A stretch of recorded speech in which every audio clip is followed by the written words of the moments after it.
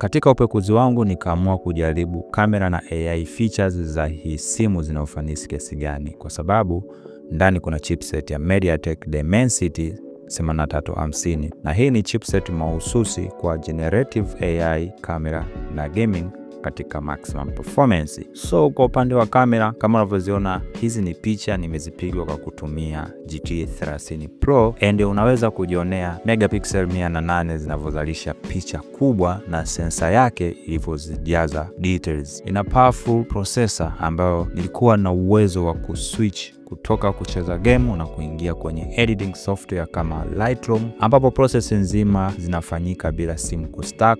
Edit content katika display ya AMOLED ni raha sana. Kwa upande wa AI, nimefanya simple tasks za kuremove objects kama unavyoweza kuona kwa uharaka, na muda mfupi tu nilikuwa napata matokeo mazuri. Niambie hapo kwenye comments, je, ukiipata hii smartphone, cha kwanza utakachopenda kujaribu ni nini? Uwezo wa AI ama uwezo wa kamera?